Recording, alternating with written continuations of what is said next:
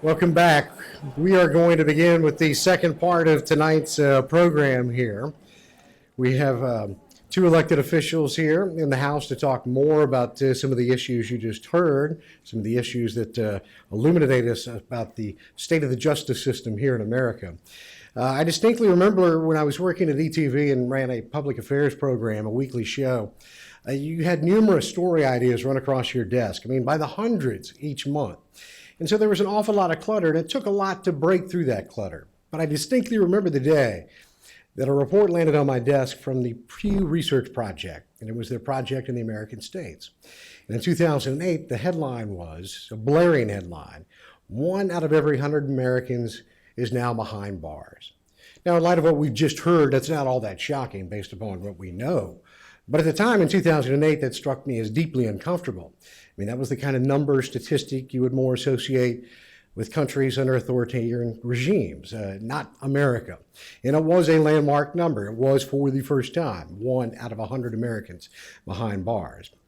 But that study really did an awful lot to move the needle in South Carolina, to promote and engender some change. The Sentencing Reform Commission was formed by Governor Mark Sanford in 2010, a bipartisan reform commission. This was not a governor that was known for bipartisanship back in the day, if you recall. But he did indeed appoint a Democrat to chair that commission, and that is Senator Gerald Malloy. He drafted the Bipartisan Sentencing Reform Act of 2010, serves as chair of the Sentencing Reform Oversight Committee, which monitors the law's implementation and generates new policy reforms. Just this past month on Capitol Hill, he spoke about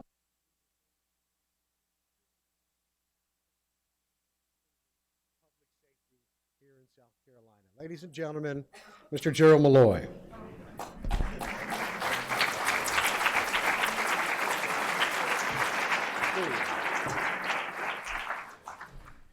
Good evening. First, I want to say thank you for having us, Madam President. Thank you for your work here and my colleagues that are here sharing the room with you and all of you in your capacity. Sorry to be a little bit behind, but I've been down in Charleston. I happen to represent Senator Clemente Pinckney in his estate matters and represent his wife as a personal representative of the estate and individually. And obviously, you know that there's been a tremendous tragedy. And then we wanted to make certain that we were here. Judge, it's good to see you. I was your fair city and want to get the record straight. First of all, it was out of Charleston, the reason that this sentence reform happened. Not quite like that story was, is that we had done the Criminal Justice Task Force during that time, and there was concerns as to what was going on in Charleston. It was actually, in fact, then Senator Glenn McConnell, who is now the president of the College of Charleston, that came to us when we were doing DNA upon custodial arrest, multi-jurisdictional task forces, indigent defense, which Herb Reed, you guys serve under now, a lot of bills that we had done, and said that we got this issue, Malloy, in sentencing, and we wanted to see if you would tackle it. And candidly, I would tell you that initially, whenever they invited me to do this, I am from Darlington County. I'm married. My wife of 26 years now, Davita, and I have 4 children. I'm still fortunate and blessed enough to have both my parents, who are only 73 and 74 years of age now, but have been married for at least 57 years, married at 16, 17. And so I got a lot of experience in watching and listening to them. And then Senator McConnell says, I want you to chair this committee. And I had been a lawyer for many years, graduated from law school in 1988. And candidly, I was a little bit afraid, a little bit challenged, because I didn't know, for lack of a better word, whether or not this was a setup. We know the politics in South Carolina as we stand now. With the loss of our brother, we have 28 Republicans, majority in the Senate. We have 18 Democrats. And in the beginning, what they said was I had to have someone to waive the seniority. And they told me, it says, I don't want to be a part of a let them out committee. And then we had to change the focus. And the focus was the fact that, one, that we had to take the P out of politics and put it in people. Take the P out of partisanship and put it in people. And so for those that have been recognized in South Carolina as the first of everything bad and the last of everything good, we needed to end up having a change. And so when they asked us to do it, I then went to the Chief Justice and said, we got to have a cooperative and collaborative approach. And she then put Don Beatty, who was a justice on the committee, Aphrodite Conduras, who was from the Court of Appeals, and we also had Judge Keesley, who is from Lexington, who is a U.S. Army guy who was really the grandfather of or the father of the drug courts. We then have Doug Jennings from Marlborough County, who had a lot of experience as a legislator, Merle Smith, who was from Sumter, who had a lot of experience as a legislator. Judge Keith Kelly, who is now on the circuit court bench, was also working during that time, and then John Osment. And so we had a lot of support. And from the Senate, we had Senator Jakey Knotts, who was law enforcement, Senator Chip Campson. In fact, we got him on the committee, who was a very good friend of one of the alumni here, Governor Sanford, because it was important to get his support. And then we started moving forward. And so what we decided to do is this, is that when I went to one of the conferences, someone says, "You're from South Carolina." And I said, "Yes, sir." He says, "But when the world comes to an end, I want to be in South Carolina." And I said, "Well, why is that?" He said, "Because things happened 20 years later there." But I think we have proved them wrong, because what we did is that when we put our team together, what we thought about was this, is that we could be at the forefront of advancing criminal justice policies. And the issue is that they're research-driven, they're designed to improve the public safety, they ensure that the correction dollars that we had were spent effectively. We needed a balanced bill, and we wanted to make certain that it was tough on crime, but also smart on crime. And what happens with legislators is that we had no system. And so we would go home on the weekend and something would happen. And we, as legislators, Senator Bryan, wherever you are in the audience, we would come back from the weekend and say, we need a law that would do this. And so when we do that, we create something that is not a system. And so in the political world, when we have things and ideologies that divide us, when you work in collaboratively, you have a way to unite us. And so therefore, I thought it was important when we drafted it, we wanted to put senators, representatives, judges, and make sure that we could end up working. So we got national experts, we got Pew, we analyzed the sentencing and correction data. If you would understand that we didn't even have everyone on the same system, we wanted to make certain that it would be based on the facts and data. And so if we would go and move forward and understand that what happens, if you have it evidence-based, data-driven, then I think that you can end up then accomplishing things. And so we had to put some goals together. The goals was to reduce recidivism and victimization, get to hold offenders accountable, and maximize the financial resources that we have. And if you ever start thinking about that money has to be the absolute driver, then it's not something that works. And also you had to go and get the stakeholders from all over the criminal justice system. I just talked to some friends in the back from the former in the Attorney General's office. They were involved. We had law enforcement, we had prosecutors, we had public defenders, victims advocates, and we had survivors, and had to draft legislation that would do that. And I'm certain that you all have had some discussion before I got here. We were on the current course, and I love the stats that you put forward, that in 2010, when we started this, we were looking at 2008 and 2009 data, and we knew then that our prison population was expected to increase by 3,200 to a total of 27,900 within 5 years. What it would cost was $141 million. And so that's the operating cost that we had with the Department of Corrections. But in addition to that, we also knew that we would get into business of building new prisons. And building the new prisons was be a substantial cost of over $300 million. And so we knew at that time too that it was jumping. I saw you had some of the stats to about $394 million, $15,000. And so once you start putting the money together and think about what it would cost, we knew that the spending did not stop that revolving door of folks going in and out. And in fact, recidivism in South Carolina had increased. So in 1999, we're looking at some numbers now, and I realize when we start quoting these numbers when we're up here without something to look at, it sort of passes by, but I'll give you some sites that you can look at the end. 27% of the inmates released to prison returned within 3 years. And by 2003, that number had increased to 32%. And at that time, we knew that we could do better. We had a tremendous high violent crime rate with too many repeat offenders and those that returned to prison after they'd been released. We knew that we had insufficient alternatives, too many inmates returning to the community unsupervised with no traditional resources and transitional resources.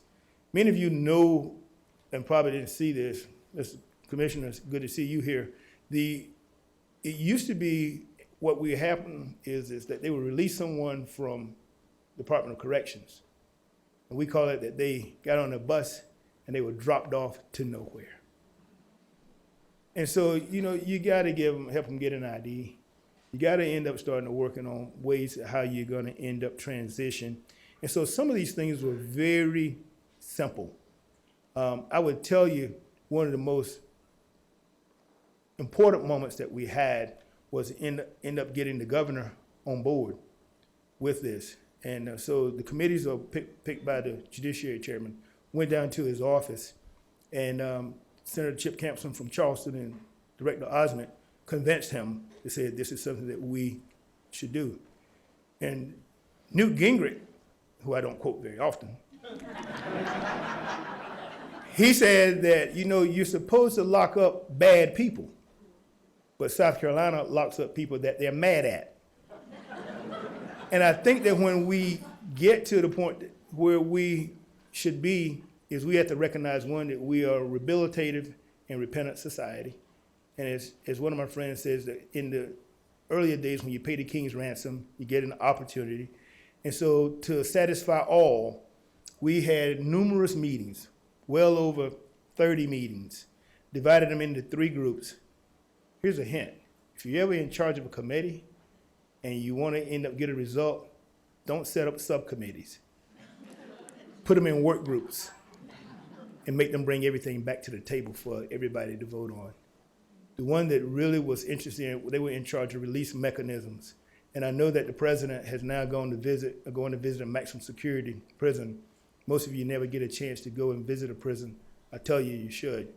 What we had is that we had individuals that were there in our release mechanisms, for one, that were comatose basically in prison.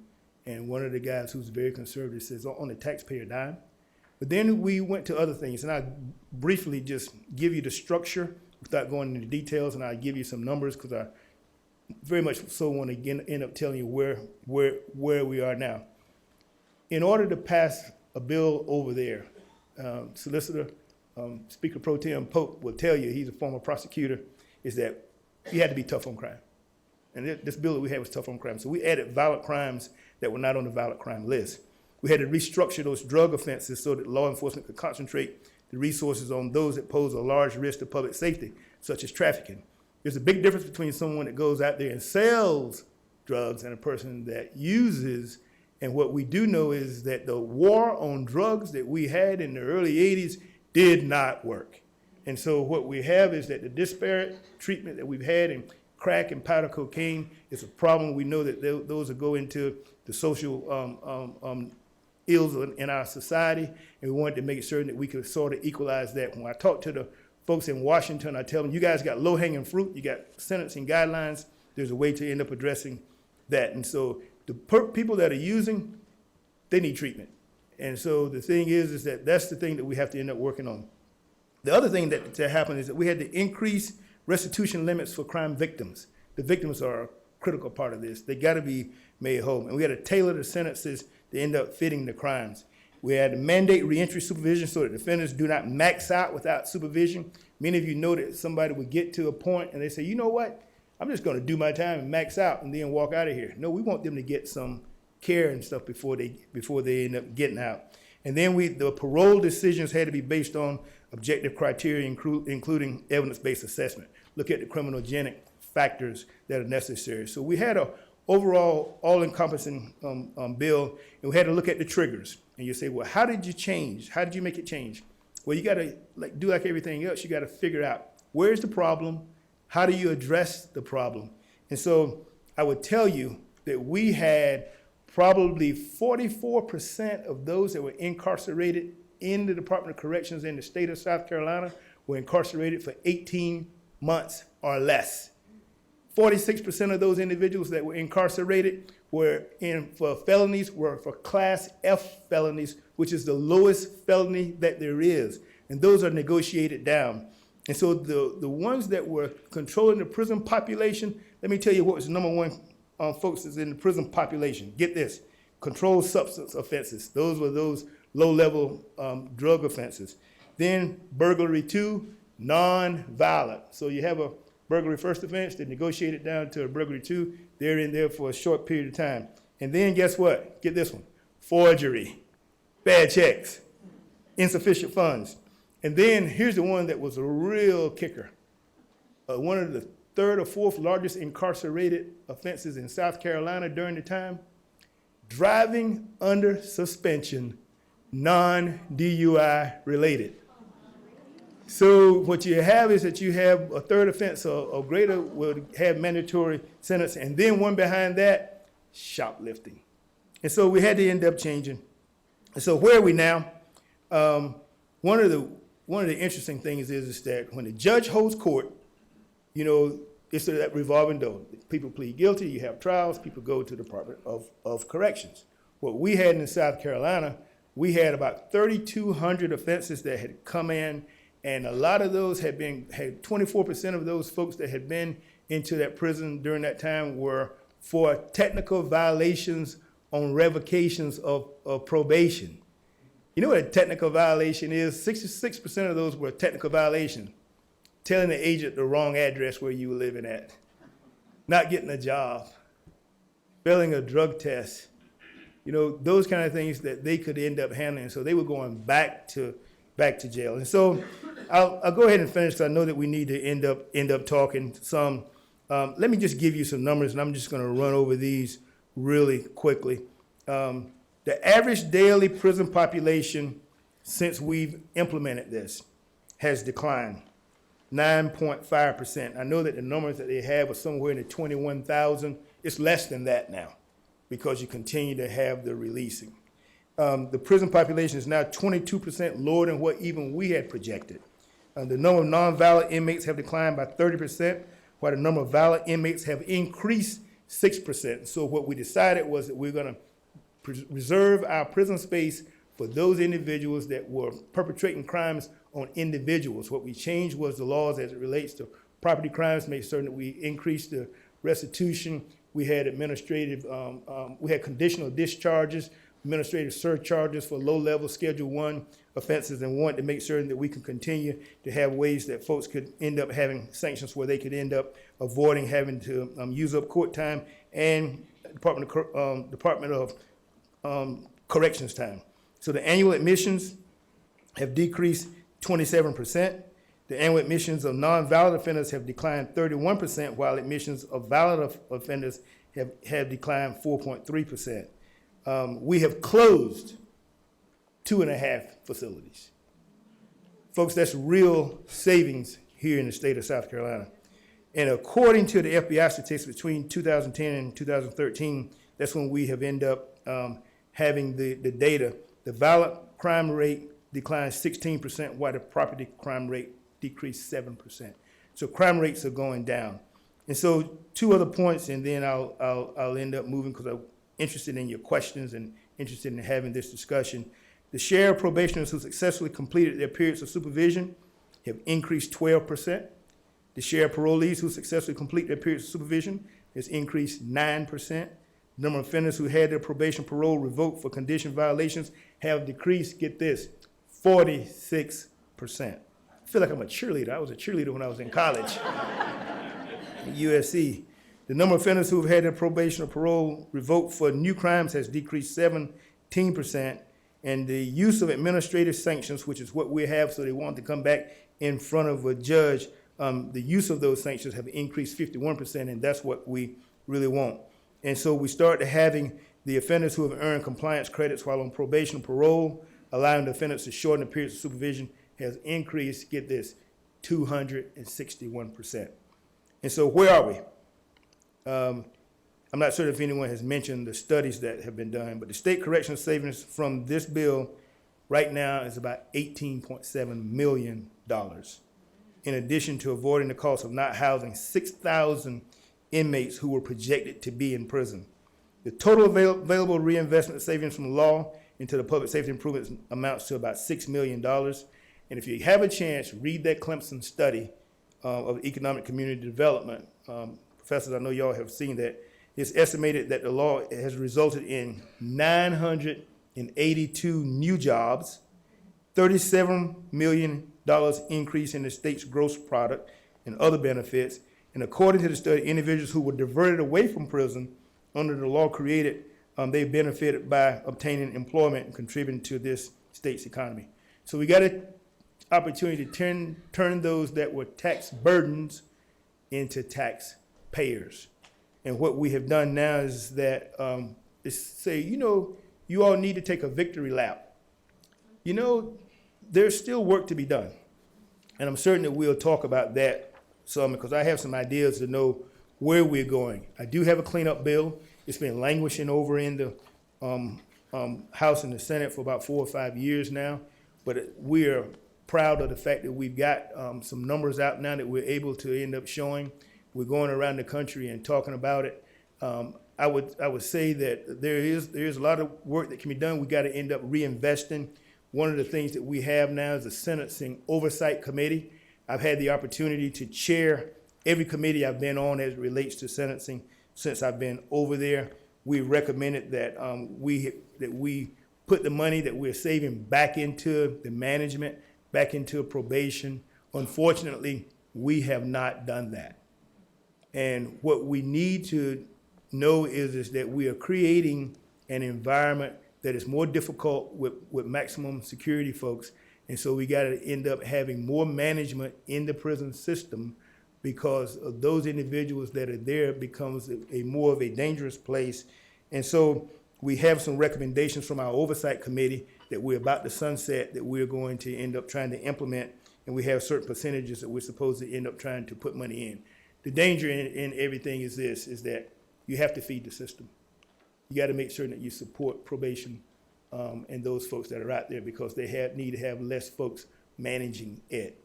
And so I'll conclude by saying this. Obviously, being a Democrat in the rural area, I was not the poster child for putting this together. I was a finance major when I was in college, not necessarily a great one, but I understood the numbers. And when we got the research group together and we looked at those stats and to see where the drivers were, they were easy to identify. And on signing day, Governor Sanford turned to me, and it was almost ready to leave office. And he said this, and this is prophetic. He says, "This is probably the most important piece of legislation that I'll sign while I'm in office. And we won't know the real effect of it from 20 until 20 years from now." Well, I would tell you that it's only been 5 years, and I think we got a product that we can be proud of, and we got work to still yet do. And so I want to thank all of you for giving us the opportunity to tell you a little bit about the work that has been done. So every time you see someone in the General Assembly and they're wondering what we're doing down there, that you can give them a pat on the back for this legislation, because it passed unanimously in the Senate. And I think we only had 3 or 4 no votes in the House of Representatives back in 2010. And so that's when your body was at work and you are seeing the result, and it's good for South Carolina. Now you have a charge. You can tell them, says, take what you're saving, reinvest, here's what we want to do. We want to make certain that we keep South Carolina safe. We want to make certain if we have a safe environment, then that's important. You got to have that before you work on the educational issues and the economic development issues. We all got to be safe. And if you can end up asking that we continue to end up supporting the management of this bill and this system, so we can end up taking care of those that are challenged that are in, get treatment for those that are needed, and make certain that we also make sure that we exercise diligence and using the criminogenic factors to understand that we all have challenges in our lives, and at the end of the day, the prison system is overused. We got to end up making certain that we take care of our citizens. Our humanity matters more. Thank you.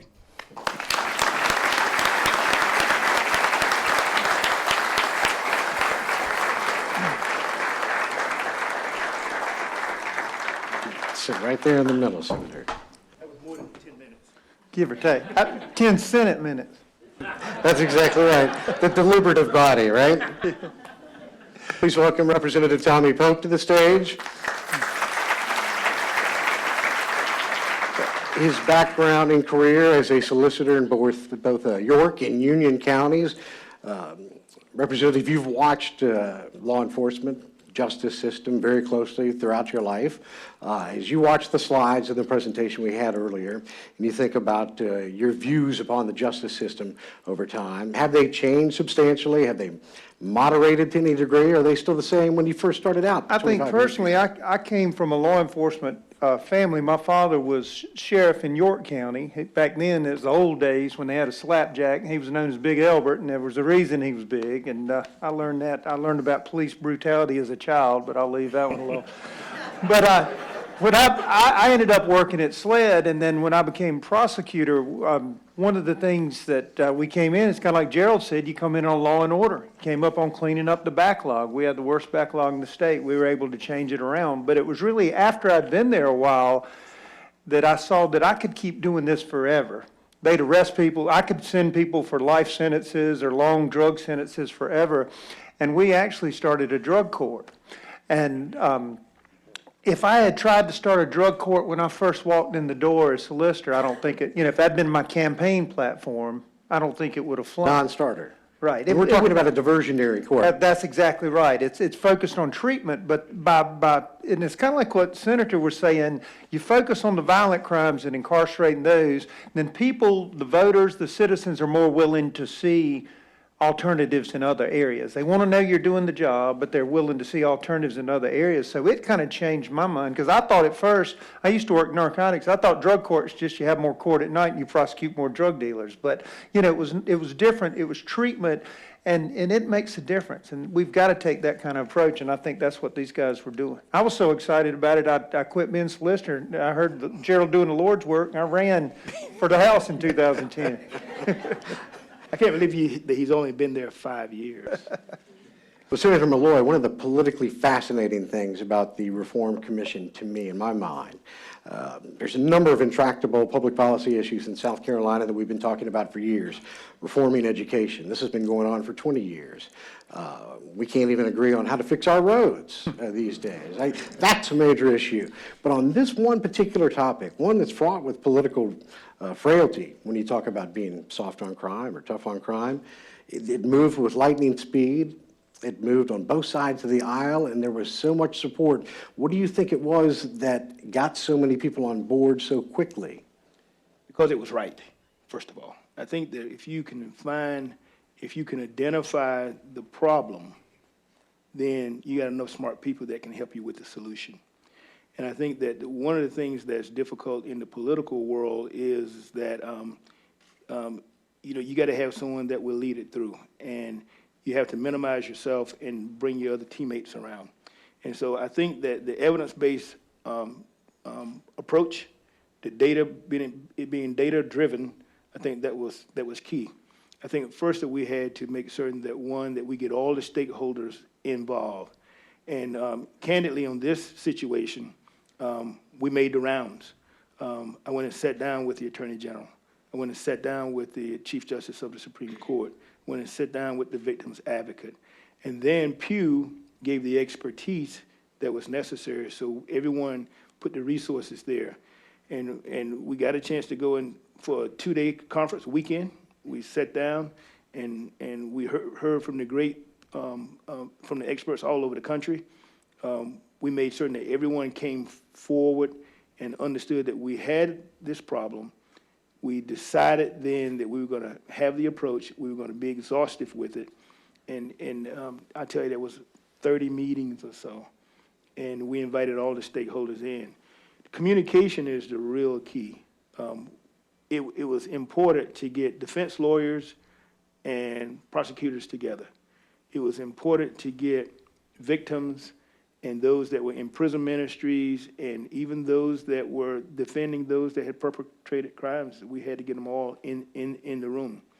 Once you have the data and they start telling you that, you know, that driving under suspension is one of the big drivers in this system for someone that did not, you know, and we think about driving under suspension. It means someone didn't pay a traffic ticket. And all of a sudden, the next time they get stopped, they're under suspension. Well, you know, They're under suspension again and again and again. And so all of a sudden, they're going to jail. And so why can't we then, one, have an amnesty day for anyone that needs to pay their tickets and the reinstatement fees and that kind of stuff? Why can't we understand what's going on? Why can't we give a person a monitor so they can go to work as opposed to being incarcerated? And so those were just simple solutions that came together. And then I think just bringing the group together, having someone that would end up spending the time, this took an enormous amount of time. But we had an agreement that if everyone was heard and we have the work groups together, that we would try to limit any amendments on the floor.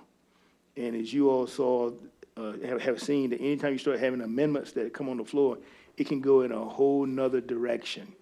And I think we got everybody on the same accord. And let me say this. A compromise means that you don't get everything you want. And there were people walking out thinking that, God, I don't like this. This didn't really work. There was a whole book of things that we did not put in the bill because we wanted unanimity. Is that the right word? We wanted everybody to be together. And so we did, and so we passed this package. We got more packages to come. And I think that it's going to be a little bit of a challenge. So how did it work? Evidence-based practices. I think from a conservative standpoint, and again, I was not in the House at that time, but the Senator touched on it, this wasn't soft on crime. It was recognizing that the violent crime need to be tackled. So you could go, you voted for it in the House as a Republican, you could go back home and say, we focused on the violent crime. Without fear. Right, well, the problem is some people aren't going to be happy regardless. Because, you know, they always said the hardest thing about true criminal justice reform is that if I run against you, you're the guy that lowered, it doesn't matter that forgery was carrying 7 years and it was absurd. You're the guy that lowered it down to 1 year, which may have been what a judge was given, you know, on heinous cases anyway. But I get to tell you, you know, say he's the one that lowered it. He bought some cover for everybody in the way they proposed that in talking about dealing with violent crimes at the same point we're dealing with these other issues. I know we're going to run out of time. I'll tell you, and going forward, I know he's got some plans, and I'm kind of new to the table. We've got to deal with wraparound services. We've got to deal with alternatives. We've got to deal with when you get out of jail, can you get your record, and this is an old prosecutor talking, but to get your record expunged, to get a pardon that really means something. If we're really going to believe that at some point you've paid your dues, we got to give these folks a chance. Because what we do is we shove them out, say go and sin no more, but we also got a record and you can't go get a job. And it's a spiral, you know, Doctor touched on it earlier. I want to give you something that was a real critical thing, you know, whenever you're in the federal system, you have very little flexibility, and that's the guidelines. If you are a federal judge, you have no flexibility at all many times with the sentencing guidelines, right? Limited. When you're a prosecutor, we had these things of, you know, serious and most serious, and whenever you have a serious and most serious offense, what we decided to do is that, I mean, you've seen all over the country where they have, this person had 2 prior offenses. This was a serious offense, and he takes a pizza from a pizza man, and he gets 3 strikes, and he's gone forever. Well, there's something, it's not right about that, but there's something wrong about that too. And so whenever we had the solicitors there, we says, well, what do you want? And they says, well, we need some flexibility on that. I'm elected by the people. Give me a chance to make a choice when I'm there. Don't handcuff me when I'm trying to end up doing the people's work, and they have to use their judgment whenever they are doing that. And so, you know, when you have the property crimes, you know, if you have someone they were outdated, grand larceny, they haven't been changed in many years. And so over a certain amount, we had to end up expanding that, and we end up changing it for the victims and stuff too. We made certain that we made a uniform system. And I think when you start looking at all of that, I think what happens is that you start bringing it back down to make certain that we fit within the category, and then all of a sudden it gives them a chance to look at it and say, this person's in college, this person's less likely to offend again, this is his offense. Give him some discretion. Well, because the main component, if you are in that situation, is you have to have hope. And you touched on you said the other end of it is victims. You know, there's only one case you guys really want prosecuted, the person that does something to you.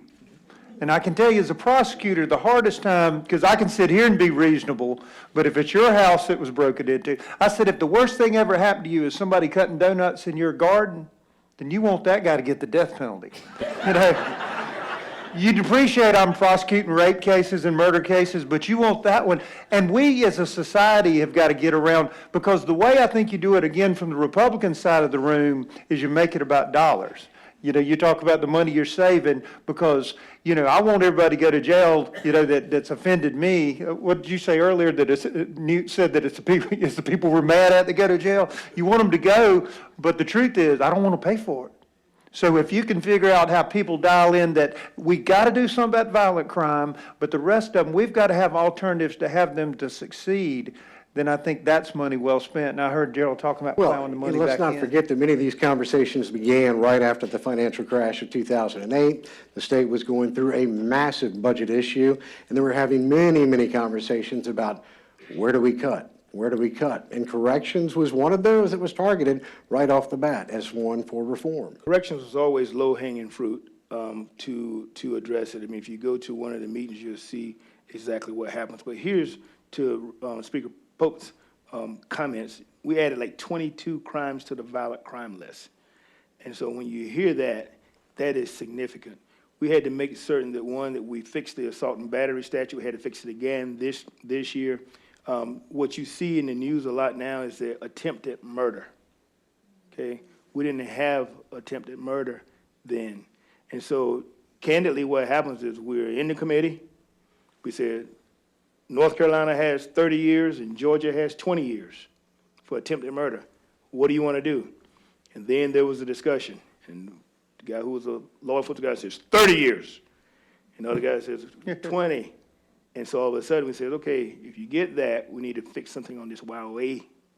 Yeah, the give and take of the give and take. legislative process. And so we went with the 30 years. Now you see a lot of times what they say is that, you know, it's attempted murder because they're a bad shot. They get with, I mean, it sounds, that was the comment. I don't mean to make light of it. And so it was give and take. And every time that we pass a bill now, you know, we have this fiscal impact statements that are attached to bills that we have over there.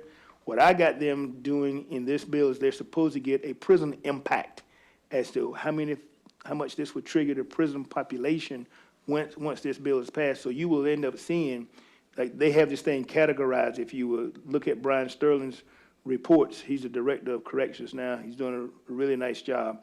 You'll see how many people are in there for drug charges, how many people are in there for this type of felony, how many people are in there for certain things. And so if there's a bill passed now, for example, you know, there's a big push in the state now to try to get something on the state side that is a hate crime. And so what we'll have to end up doing is to see how you're going to do that. What do you do? Do you put it with aggravating circumstances as it relates to the death penalty, which we have, whether you support it or not, whether or not we end up having a bill that would end up doing that, how hard it would be to end up proving. And so then we'll see what the triggers are and how it would affect the prison population. And I'll just say this. I generally put a stop to any bill on the lower end that has a mandatory minimum, because we have good judges here in this state, particularly in the state court system, that for the state legislature got excellent federal judges, Judge. That's right. Outstanding. Well, he just lobbed that one right over. Little softball. But you don't want to take tools out of their hands. Don't want to end up taking the tool away from them. So the mandatory minimum, if you get a mandatory minimum, we don't have, unfortunately, one size that fit all. We got to end up trusting the folks that we put on the bench to end up saying, I use my judgment. This is what I think should happen here. One thing going forward too, and Dr. Thompson talked a lot about, we talk about nonviolent drug crimes. I used to work in law enforcement, work in narcotics. We are going to have to change law enforcement mindset on those issues when it comes down. It's kind of similar to what I talk about with my victims, and I've got a lot of good friends in law enforcement. They're the ones fighting it every day. So this all sounds great, but they don't necessarily buy into, well, you don't understand. I've seen him on that same corner, 4 times. That's what we've locked him up 4 times, and you, the prosecutor, never do anything. So kind of a hidden component of this is bringing law enforcement on board for the nonviolent charges. But we've got to have viable alternatives other than not incarcerate, again, whatever it may be, through probation and parole. We've got to have things that are meaningful, because otherwise your law enforcement frustration builds because I'm incarcerating your back, you're beating me back home before I get off shift. And Well, so- this can tie back to some of the national efforts to arm police departments with federal dollars, with grant dollars to, quote unquote, fight the war on drugs. And that's where a lot of that impetus comes from. Do you not agree? Well, I would say this. I think that once we see the stats, this is an opinion. I think once you see the stats way out, I think when you look at what happened in North Charleston, you look at the situation with the Walter Scott thing, that we worked on the body cameras. We started working on body cameras long, long before. I think by and large, what you're going to see in this state for some of those, I call them petty crimes, where the stop and frisk things that they may have in their own departments, I think you're going to see a decrease in that. Because I think what's going to happen is that law enforcement officers are aware now, and so they are not going to be out there looking for whatever is suspicious without an act. And I think that some of that's going to go down. I think you're going to see those statistics bear out. I think the crime rates are going to continue to end up going down. But another component is this: education. You all know that's the key for everything, for us out on the streets, for those that are incarcerated, for all of us that's in the General Assembly. We got to make sure that we are aware of what's needed to be done. General Assembly have the will to invest those dollars in rehabilitation? I think it's not as sexy as punishment. That's why when Gerald talks about we've saved this money, that's why I think it's important to do what he said and earmark it to write it in. But we've got to do it. Law enforcement, I never thought I made a bad case when I was a young police officer. If they had just tried my cases, there'd be no time for any other cases. Law enforcement's got to buy into, we've got to try the violent cases and find alternatives, because what happens is the backlog in the criminal justice system hurts us all as citizens, much like many of the other collateral issues. If the system's not moving, then when you need the important case tried, you can't get to it because you're backlogged by all these others. And so it's going to take a group effort. It's going to take slowly loosening our mindset, following the path that they've given. But law enforcement's got to buy into it. Victims have got to buy into it. And it's doable, but we just got to have the will to do it. I would say this too, is that this issue is an issue that we can do. It just takes political will. This is not like solving world hunger, because what I've heard You the missed that experts- presentation. It's just like world hunger. You missed the It's presentation. not like world hunger, because I think that what we have in the world is enough food to feed everybody. But we don't have the supply efforts for it. And so what we have here is that, I'll just tell you, in our committee, we had 35% under the statute that we could end up reinvesting. And in the committee that we had, we recommended that 38%, which is only $824,000, be reinvested in reentry center development.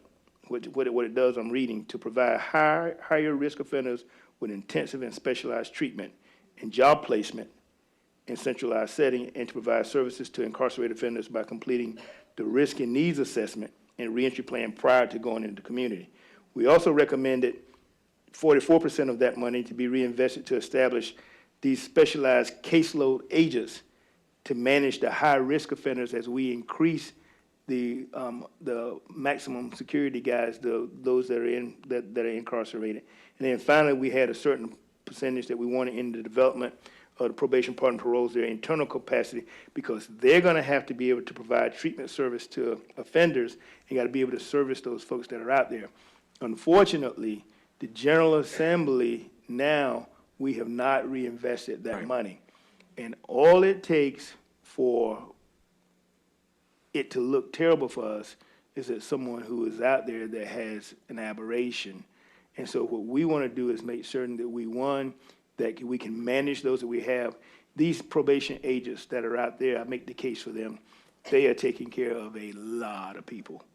And so that's an issue that we got to end up working on. Well, we will certainly follow that and that portion of rehabilitation of this entire issue. And next week, Representative will have the opportunity to talk to law enforcement, two top cops here in South Carolina, Greg Mullen, Leon Lott, and get their view on some of the comments you have just made, because they're very close to communities where crime is a big issue and safety is a big concern. So that'll be next week, right back here at the Youth Center. But Senator Malloy, Representative Pope, thank you so much for joining us, and thank you for coming here for the first night. Thank you, buddy. Thank you, Buddy. Appreciate it. Thank you, sir. One more.